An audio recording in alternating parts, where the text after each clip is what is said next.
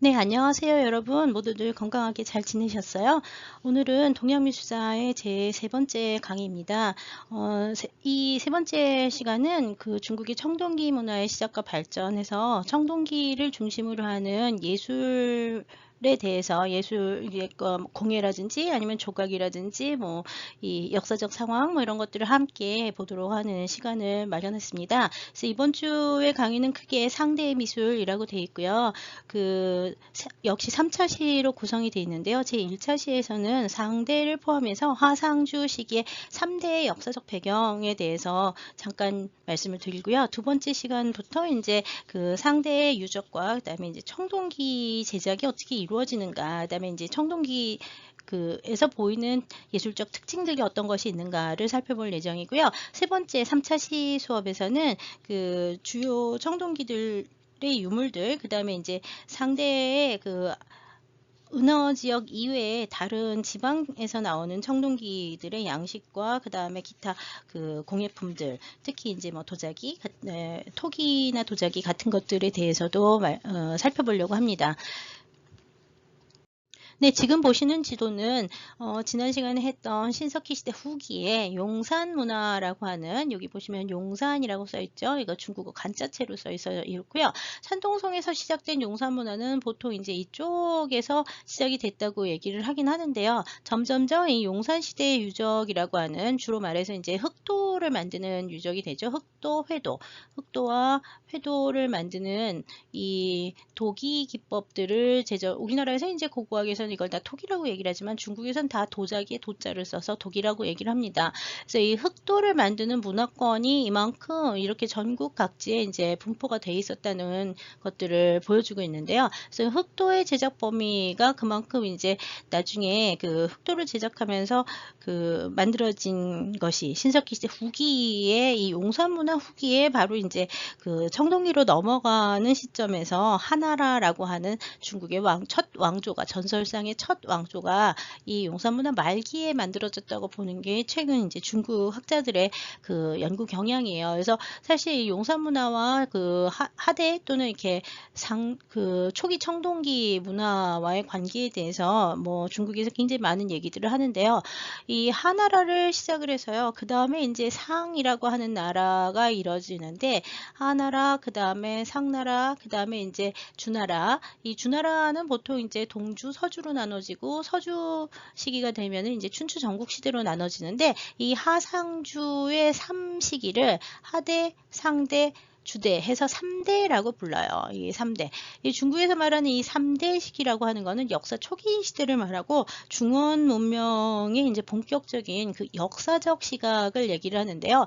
이 역사라고 하는 거가 등장을 할 때 사람들이 역사를 얘기를 하면은 이게 다 기록된 역사를 말하는 거라 문자가 있어야 됩니다.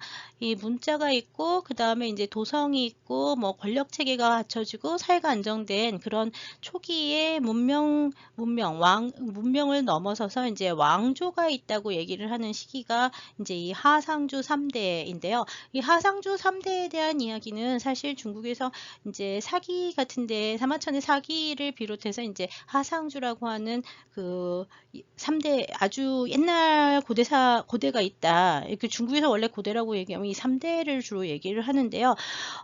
우리나라에서 얘기를 하는 고대하고는 좀 시간 범위가 약간 다르긴 합니다. 그래서 이 하상주 3대를 이제 이 3대라고 하는 시기가 과연 어느 정도 실제적으로 역사상에 존재했던 시기냐에 대해서는 논란이 되게 많았어요. 왜냐하면 특히 하나라와 상나라의 경우에는 뭐 역사라기보다는 좀 전설에 가깝게 뭐 여기가 이제 우왕, 창왕, 우왕, 성탕, 뭐 이제 이런 사람들 나오는 게 하대가 되기 때문에요. 그 다음에 이제 상대 같은 경우에도 왕 이름 몇 개 전해지긴 하지만 좀 논란이 많아서 하나상이라고 하는 게 진짜로 실제 했던 적이냐에 대해서는 굉장히 논란이 많았는데요.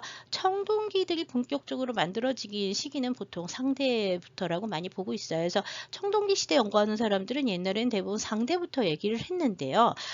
최근이 아니라 2000년대 정도부터 시작을 실존을 해가지고 중국에서는 하대도 역시 역사적으로 실존했던 왕조다라는 얘기를 하고 있어요.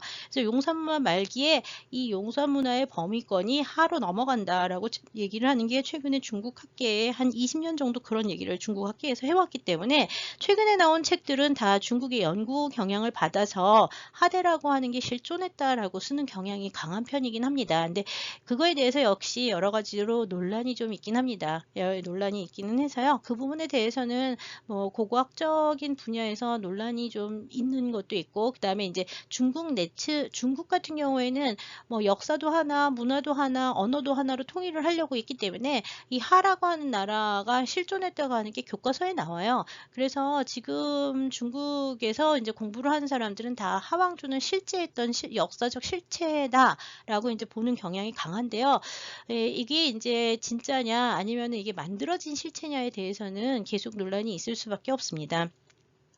네, 지금 보시고 있는 게 이제 하왕조의 지역도라고 해서 최근 중국에서 이제 많이 쓰이는 지도인데요. 여기 보시면 이제 하왕조의 지역도라고 하는 게 노란색으로 표시된 요 부분이 이제 하조의 영역이다 이렇게 나오고 있어요. 그 다음에 이제 여기 연두색으로 표시된 거는 여기 나오지만 상대보다 조금 압식이 있었던 데가 이쪽이고, 이 하북 지역에서 내려온 것이 내려와서 하남 지역에서 여기 이제 등봉이 있고 그 옆에 이제 정주, 안양, 낙양 이렇게 들어가면서 요 중원 지역이라고 하는 여기에서 하라고 하는 왕조가 처음으로 만들어졌다라고 해서 요 지금 범위가 하왕조의 범위라고 생각을 해요. 근데 사실 하라고 하는 거는 이 지도에서만 봐도 중국에서도 하라고 하는 나라는 그렇게 큰 나라가 아니라 중원 지역을 차지했던 일부 청동기 문화권이었다라고 해석을 할 수 있습니다. 이 하나라가 역사적인 실체다. 그리고 조금 전에 본 것처럼 하왕조의 지역도까지 그릴 수 있게 된 거는 1996년부터 시작해서 2000년까지 중국 정부가 했던 학술연구 프로젝트 때문에 그래요. 이 학술연구의 프로젝트 이름이 하상주 단대공정입니다. 이 하상주 단대공정이라고 하는 건 하나라, 상나라, 주나라라고 하는 거에 시대를 끊어서 보겠다고 하는 프로젝트예요. 공정이라고 하는 단어는 우리나라에 쓰는 프로젝트하고 같은 단어라서요. 우리가 뭐 동북공정 이런 얘기를 하는데 이 동북공정에서 나오는 공정도 역시 프로젝트라고 보시면 됩니다. 뭐하고 비슷하냐면 왜 우리나라에서도 정부에서 지원해서 뭐 CK 사업이라든지 그 다음에 뭐 HK 사업이라든지 이런 사업 하잖아요. 그런 것처럼 CK나 HK에 비견되는 그 정부 프로젝트로서 이 하상주 단대 공정을 96년부터 2000년까지 5년 동안 행했습니다. 그래서 이 프로젝트 끝났기 때문에 일단 결과가 다 나왔어요. 이 하상주 단대공정의 프로젝트 결과물은 굉장히 얇은 중국 책으로 나온 게 있고요. 그거 말고 이제 여러 개의 논문들이 많이 발표가 계속 됐습니다. 왜 우리나라도 지금 CK나 HK 하면은 연구 교수들이 계속 연구를 쓰잖아요.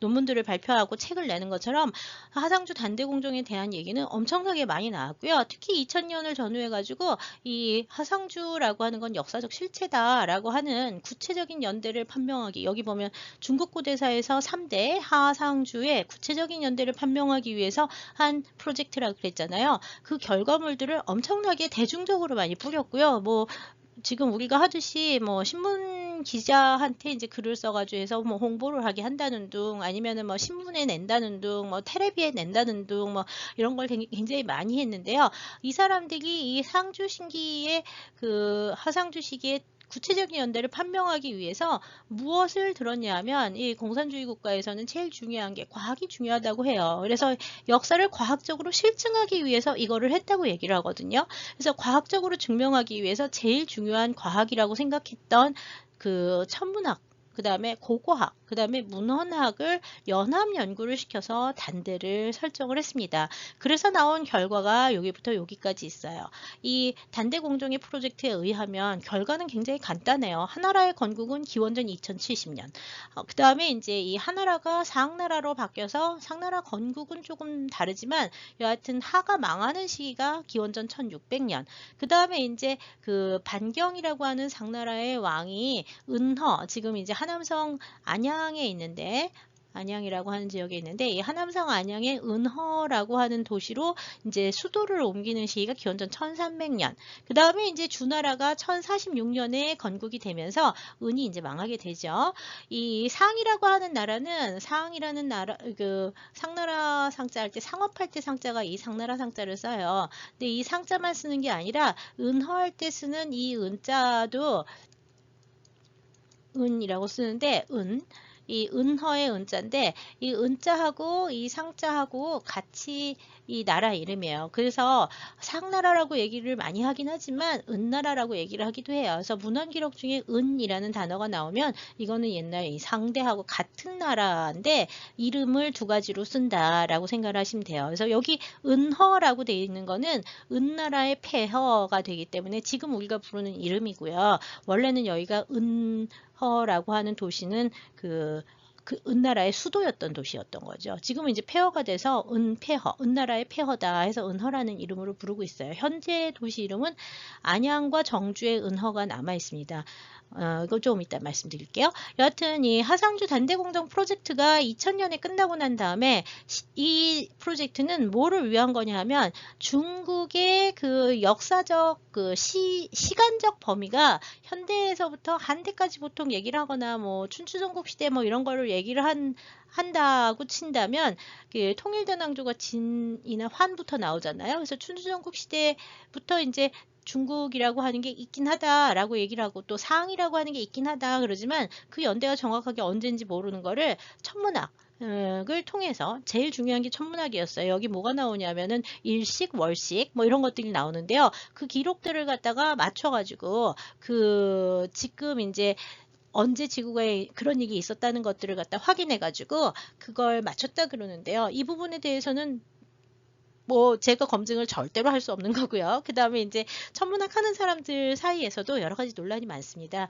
그래서 이 부분에 대해서는 프로젝트를 마치기 위해서 했다 뭐 이런 얘기들도 되게 많기는 한데요. 뭐 구체적인 비판을 하기는 좀 어려워요. 여기서 그 다음에 이제 여기 고고학이라고 하는 거는 중요한 유적이 하나 있어요. 이따 나오겠지만 이리두라고 하는 유적이 있는데 이 이리두 유적이 처음에 발굴됐을 때는 상나라 초기 청동기 그 유적지다라고 얘기를 했는데요. 최근에는 이 하상주 단대공정 프로젝트를 하면서 이 이리두에서 나온 거를 갖다가 방사성 탄소연대 측정을 해가지고 연대가 기원전 21세기까지 올라간다고 주장을 하기 시작을 한 거예요. 그래서 이리두라고 하는 데가 상나라가 지금 기원전 한 17세기 뭐 18세기 이 정도 얘기를 했다면 기원전 17세기보다 더 올라가는 청동기 시대의 유적이 이리두에서 확인이 돼서 이 이리두가 바로 하대의 도성이다라는 얘기를 역시 단대공정에서 하게 됩니다. 그래서 이리두 유적이 굉장히 중요하다고 생각을 하시면 되고요. 이거를 해가지고 여하튼 기원전 21세기까지 하나라의 연대를 올려서 중국의 역사는 기원전 21세기에 기원전 21세기에 시작이 됐다라고 해서 시간적 그 영역을 엄청나게 올려놓은 거예요. 그 전에는 중국이 청동기라고 하는 기원전 18세기 정도부터 시작을 했을 것이다 라고 봤거든요. 기원전 18세기. 근데 기원전 21세기까지 무려 300년을 올려놓은 거죠. 그래서 이제 시간을 갖다가 올리는 것이 중국의 역사에 시간을 올리는 것이 이 하상주 단대공정이었다면 그 다음 2003년부터 2005년까지는 뭘 하냐 하면 중화문명 탐험공정 해가지고 중화문명의 기원이 어디냐를 이제 얘기를 하는데요. 이거는 뭘 하냐 하면은요. 이거는 공간적 범위의 공간적 범위를 넓히는 거예요. 조금 전에 보셨지만 하나라라고 하는 나라는 굉장히 조금이에요.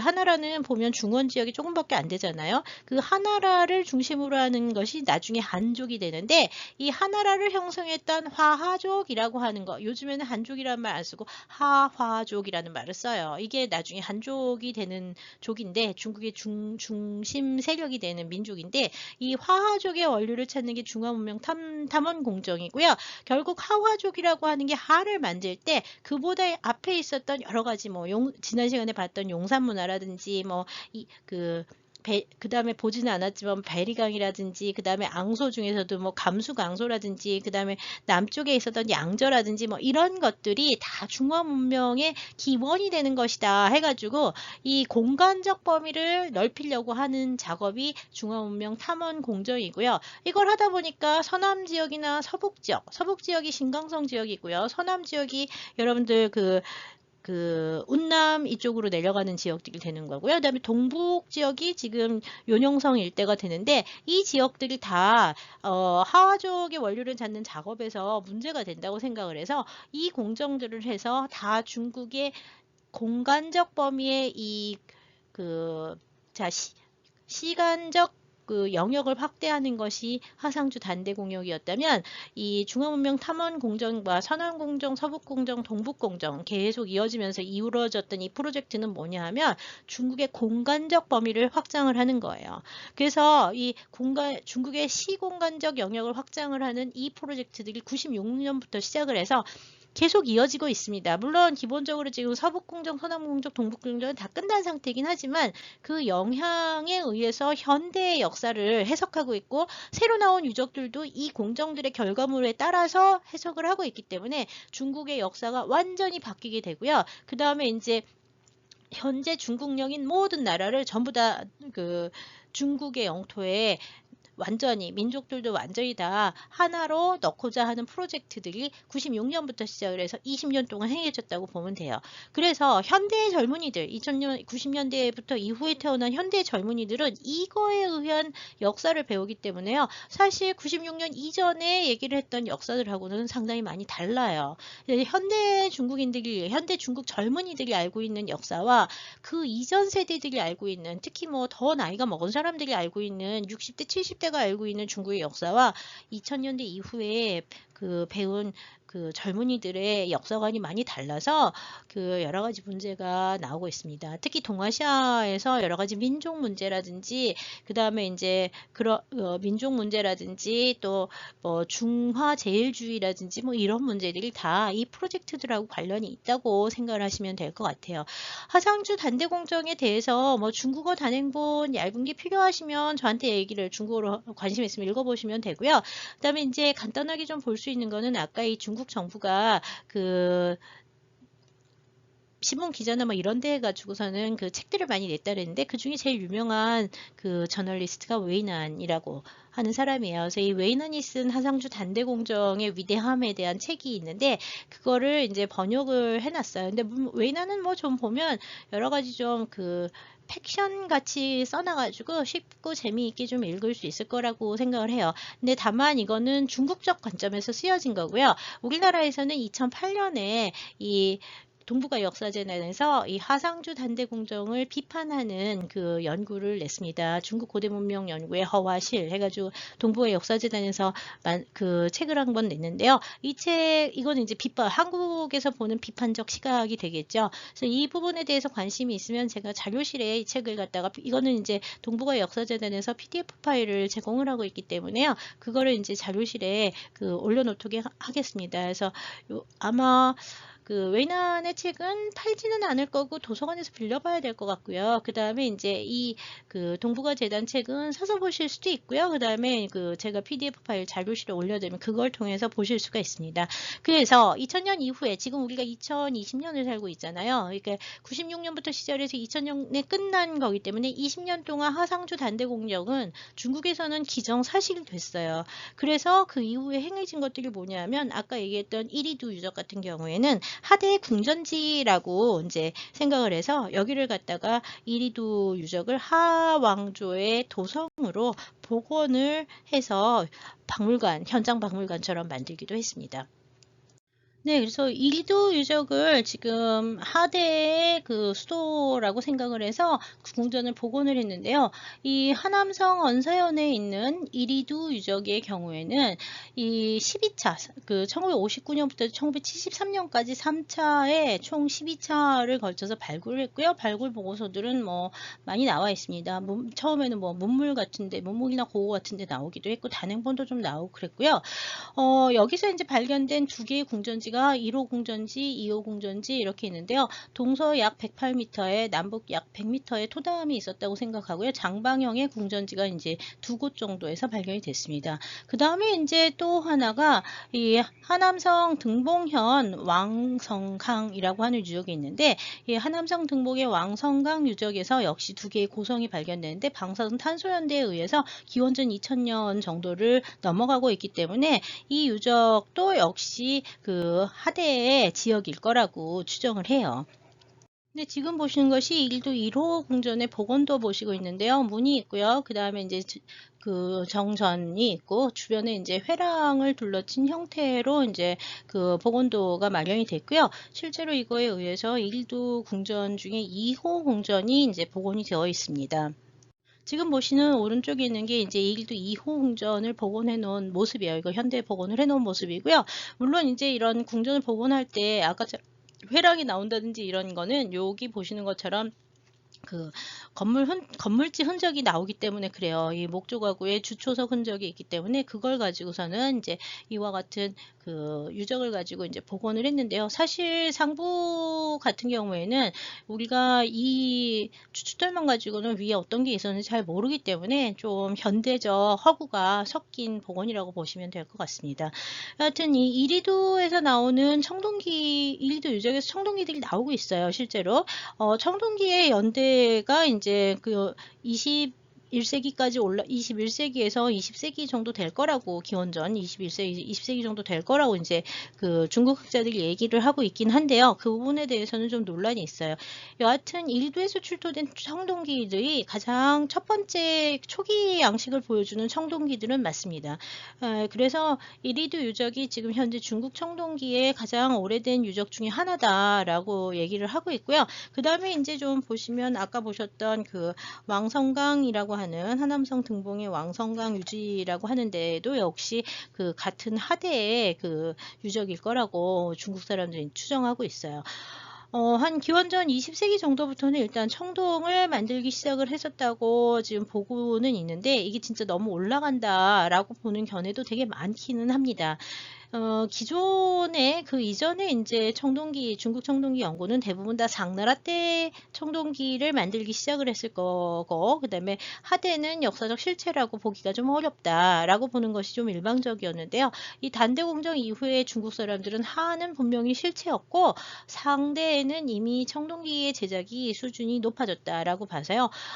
일부 어떤 그 원래 외국학자들은 이리두에서 나온 것이 이제 상대 초기 청동기 유적이라고 봤고, 그 다음에 이제 그 이후부터 나오는 상대의 중기 후기 유적들이 이제 그 안양이라든지 다른 데에서 나온다고 봤는데요. 최근에는 이미 이제 하대의 이리두에서 만들어졌고, 이리두에서도 초기와 중기로 나누어지면 그 중기 이후가 상대 초기의 청동기가 될 것이다. 뭐 이렇게 나눠지고 있는데요.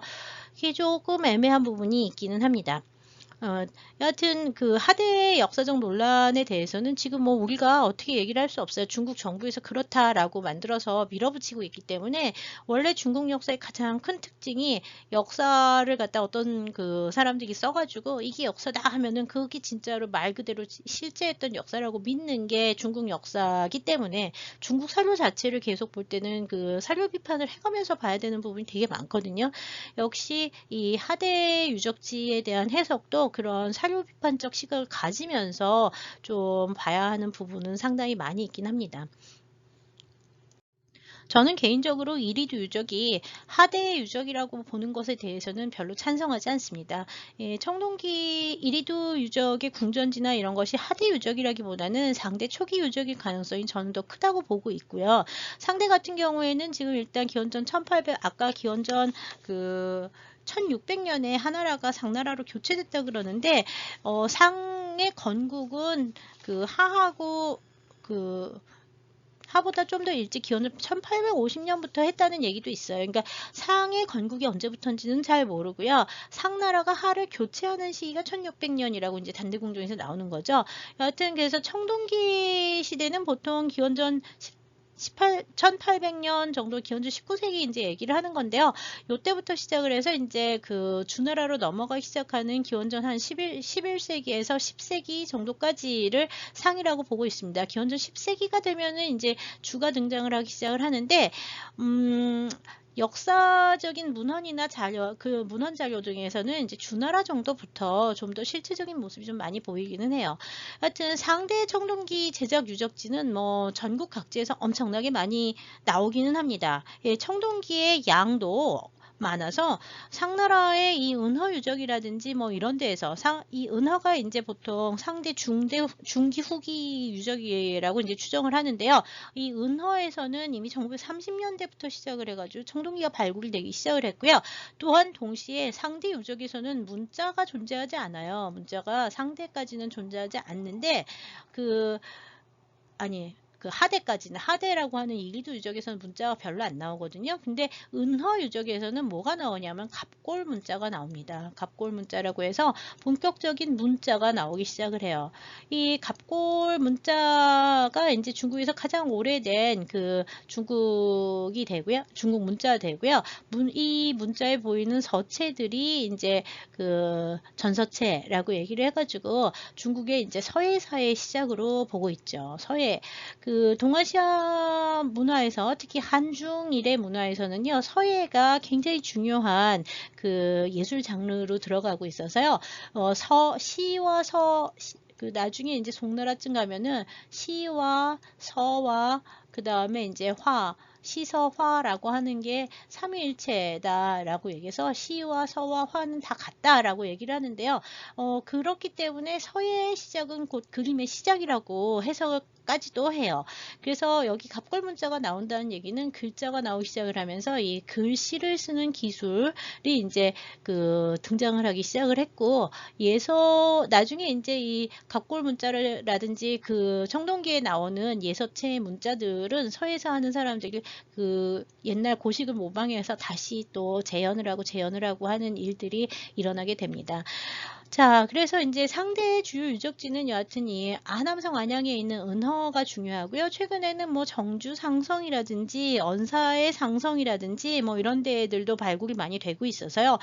상대 유적지는 상당히 많이 나와요. 그래서 중국의 사실 고대사를 연구하는 사람들은 다 상대를 연구한다고 생각하시면 되고요. 다 뭘 가지고 얘기냐면 고고학적 발굴 결과로 나온 유물들을 가지고 연구를 합니다. 금속문이 많이 나오기 때문에 그렇죠. 갑골 문자랑.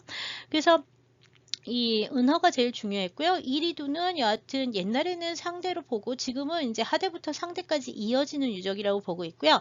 그 다음에 이제 1980년대에 새로 나온 유적이 광안시에 있는 광안시에 있는 삼성퇴 유적이 있는데요. 이 유적은 그 3차시에서 이번에 3차시 제3강 3차시에서 좀 더 자세히 살펴보도록 하겠습니다.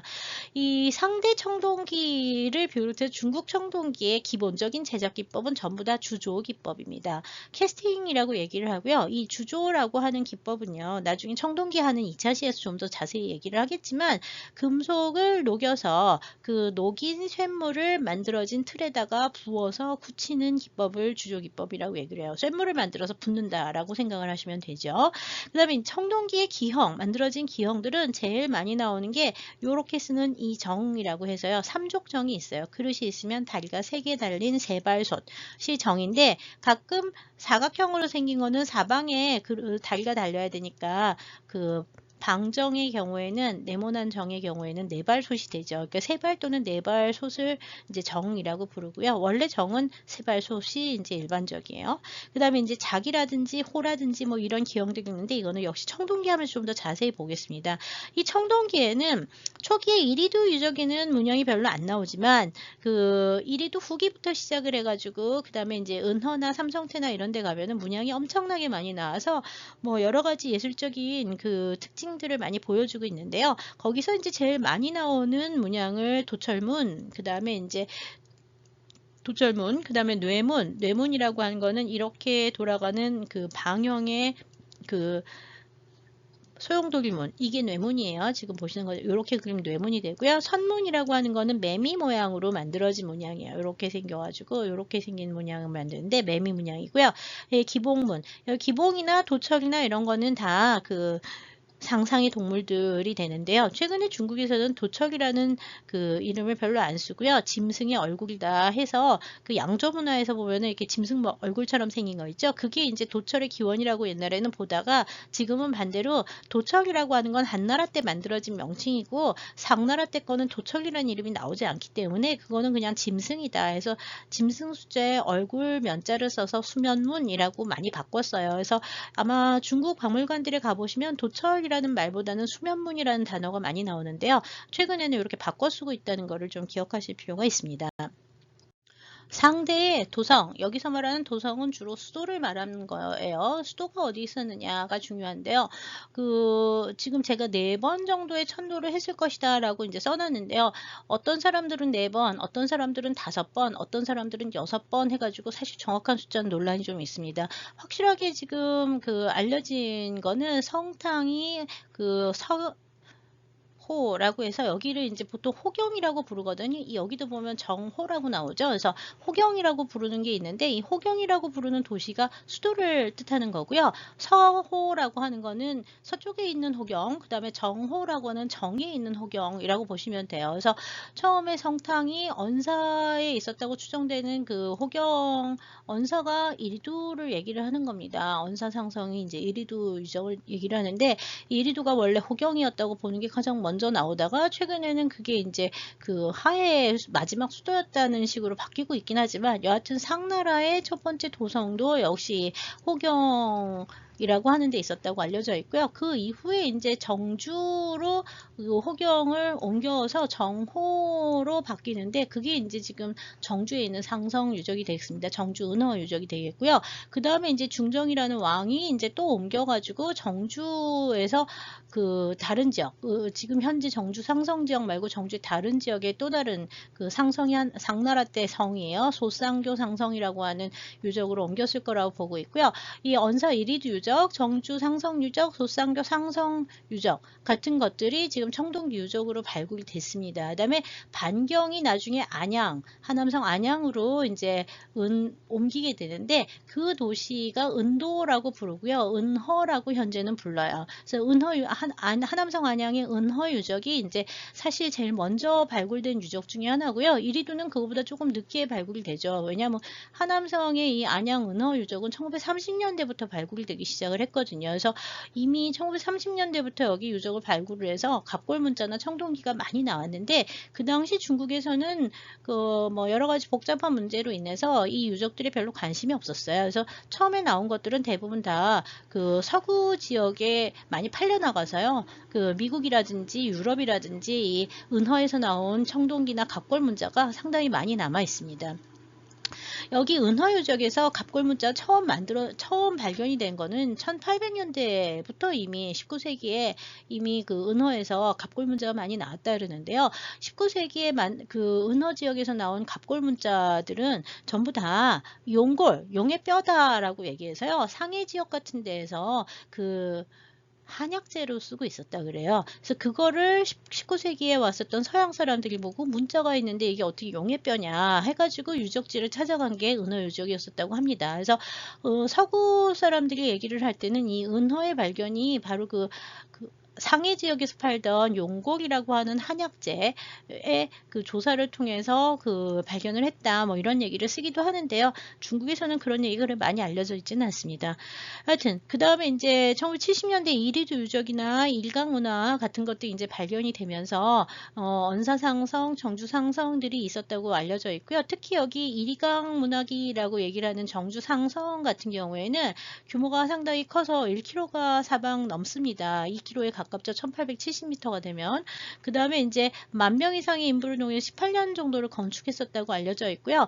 여기서 이제 중요한 게 이 정주상성에서 주동작방이라고 얘기를 하면 동을 주조하는 공방, 그 다음에 제동작방, 여기 동기를 만드는 공방지 같은 것들이 나오고요. 인골 사람의 뼈까지 사용을 해서 각종 골과 끼를 제작하던 공예 작방이라고 하는 거는 은어는 공방, 우리나라에선 공방이에요. 중국어에서는 이제 이 작방이라고 쓰니까 이 공방지 유적들이 발견이 됐습니다. 이리강기부터. 그 다음에 이제 그거 외에 이제 최근에 이제 발굴되는 데 중에 하나가 호북성의 발룡성 유적이 있고요. 그 다음에 강서성의 오성이 있고요. 그 다음에 상대의 은허 유적 이랑 그 다음에 이제 사천성 같은 데에 그 삼성태 유적이 있는데, 삼성태 유적은 사실 도성 유적에 들어가지는 않아요. 도성이 나오지는 않고 제사 유구만 나왔기 때문에 성격이 좀 다르긴 합니다.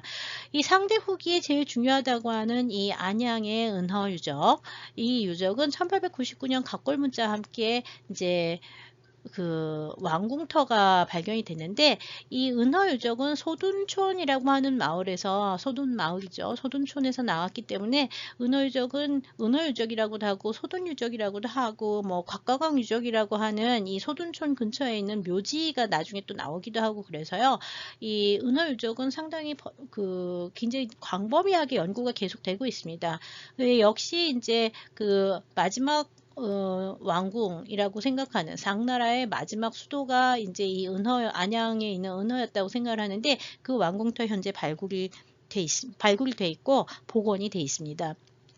네, 여기 보시고 있는 이것이 이제 상대 은허 유적이라고 하는 그 하남성 안양에 있는 상대 도성박물관인가 뭐 하여튼 은허박물관인가 해서 현장 박물관이에요. 전경인데요. 아까 보셨던 일도 유적이랑 많이 비슷하게 생겼죠. 건물은 같은 형식으로 이제 복원을 해놨고요. 현재 복원해 놓은 상태고요. 거기 이제 가시면 입구에 여기 삼오무라고 하는 삼오무 방정의 모형을 세워놨습니다. 이 삼오무라고 하는 거는 그 명문이죠. 그 삼오무라는 사람의 정이 나왔는데, 이렇게 이제 그 금성문이 나오는 청동기들이 이제 여기서 나오고 있는 게 일단 주목이 되고요. 요 은허 유적 일대에는 뭐가 있냐면은 아까 그 곽가광 유적이라고 얘기를 해서 그 마차라든지 아니면 그 무덤이라든지 뭐 이런 것들이 좀 나왔고, 그 다음에 이제 그 갑골 교장들이 굉장히 많이 나왔어요. 갑골 교장들이. 그래서 유적지 안에 가면은 그런 것들이 좀 이제 전시가 되어 있습니다. 네, 지금 보시고 있는 게 은허의 마차갱 해가지고, 지금 보면은 마차가 있고요. 그 다음에 여기 말 두 마리를 거꾸로 눕혀가지고서 나오는 이런 유적이 지금 여기 보면 금방 십여 대 이상이 이제 발굴된 그 얘들이 있는데, 은허에서 출토된 마차고요. 아마 이거는 연대가 1200년, 기원전 1200년 정도일 거라고 추정을 하고 있습니다. 굉장히 빠른 마차 중에 하나고요.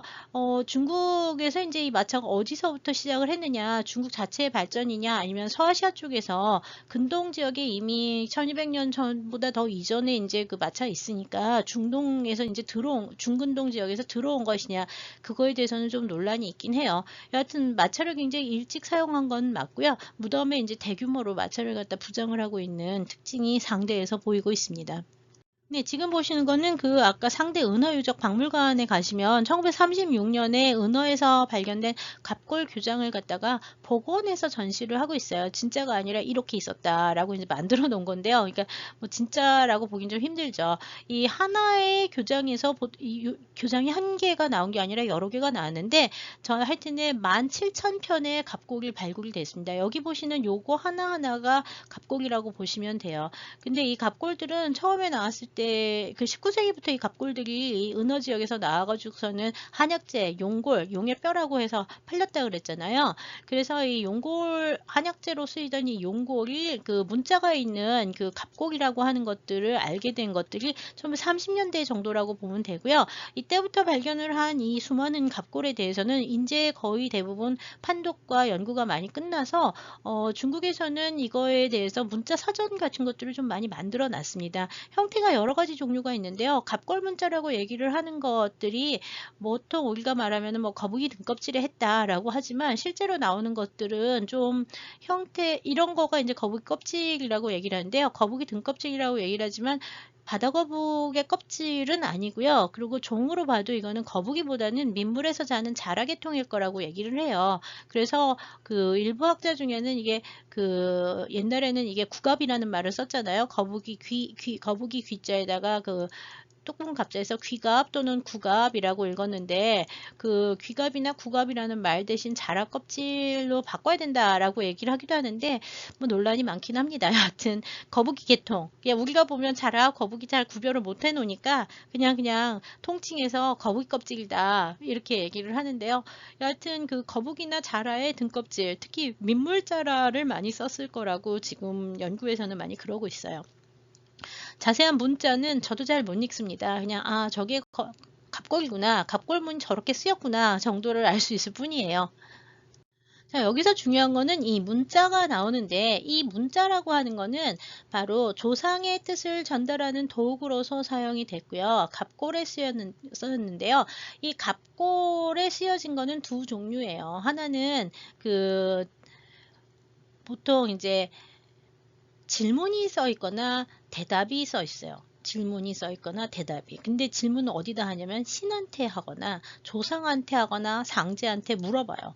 이런 게 일어나겠습니까? 제사를 할 텐데 이제 제사를 지냈습니다. 또는 뭐 전쟁을 하려고 하는데 그게 되겠습니까? 농사가 잘 되겠습니까?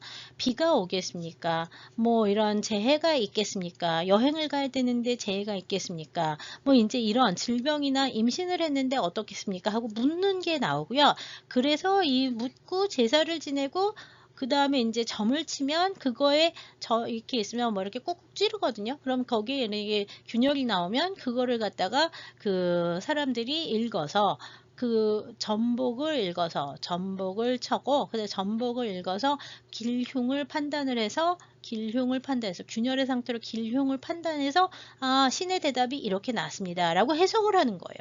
그래서 대체로 있는 거는 질문이에요. 질문. 신한테 묻는 질문이죠. 이건 점을 위한 거고요. 용산문화 이후로 나오고요. 이 갑골문이라고 얘기를 하는 거는 사실 거북이 껍질을 쓴다고 했는데 거북이 껍질보다는 자라 껍질이 많다는 얘기를 했고요. 거기만 나오는 게 아니라 양이나 사슴뼈나 소나 돼지의 어깨뼈, 견갑골을 사용하는 경우가 제일 많은데 견갑골 말고 대퇴부를 사용해서 대퇴부의 뼈를 정강이뼈 같은 거를 사용한다는 얘기예요. 정강이뼈나 어깨뼈 같은 것들을 사용을 해서 짐승뼈에다가 쓰기도 해요. 그래서 이 껍질들이나 뼈에 가는 나무를 갖다가 찔러가지고 그걸 갖다가 균열을 내서 그 균열 상태로 기흉을 판단했을 거라고 보고 있고요. 여기 보면은 안양에서 나오는 건 거북이 껍질이 제일 많은 편이에요. 거북이 껍질. 아까 본 거 다 거북이 껍질이었는데요.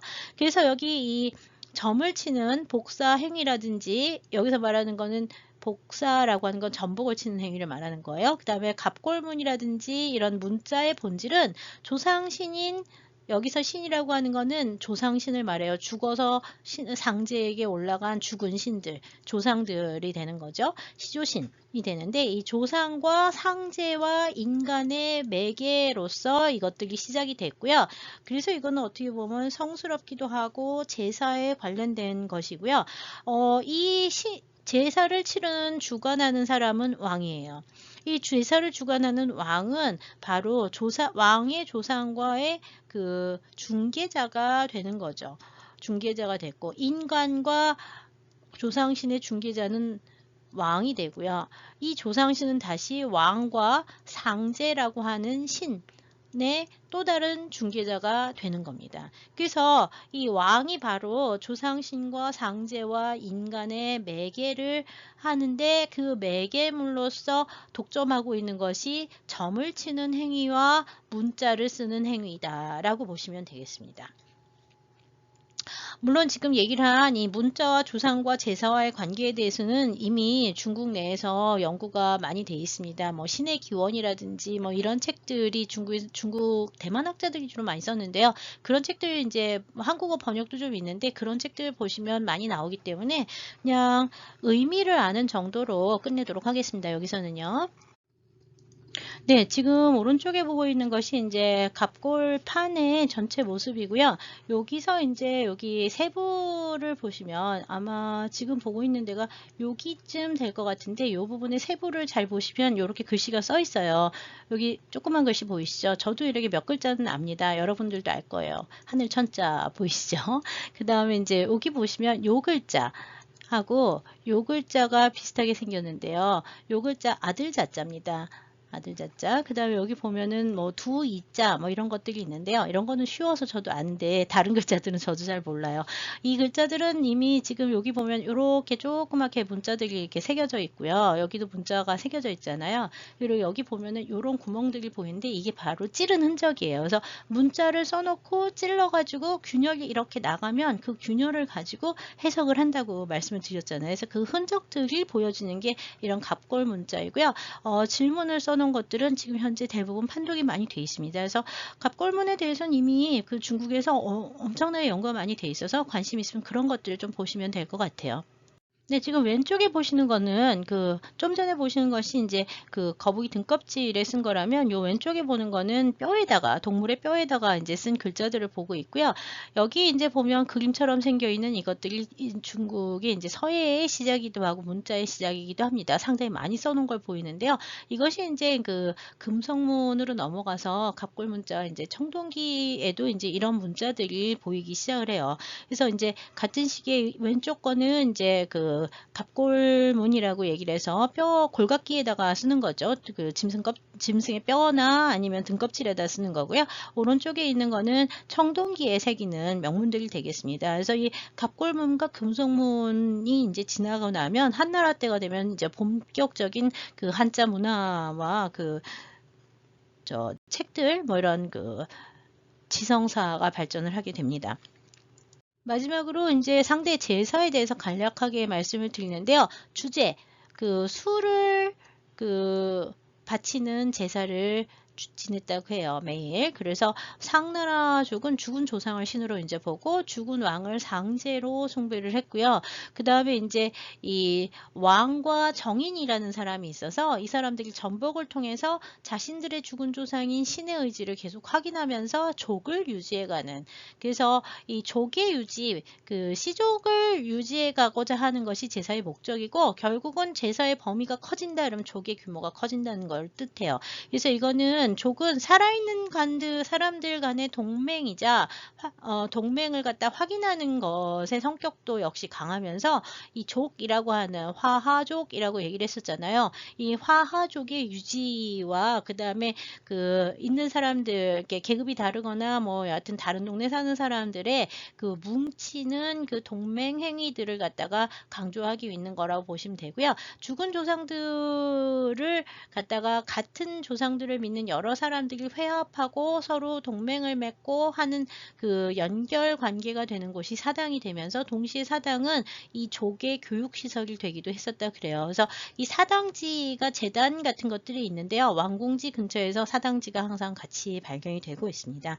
이 조상제사는 계속 그 이후에 주나라 때의 이거 결국은 죽은 왕을 상제로 숭배를 한다고 죽은 조상을 신으로 숭배한다 그랬잖아요. 그래서 이 죽은 자들을 다 신으로 숭배를 했었던 거라고 보면 되고요. 결국 조상제사예요. 조상, 아버지, 할아버지, 죽은 아버지와 할아버지와 그 할아버지로 올라가는 시족제사가 되는데 이 조상제사의 성격은 결국 주나라 때 주왕실의 제례로 이제 계속 이어지고 있고요.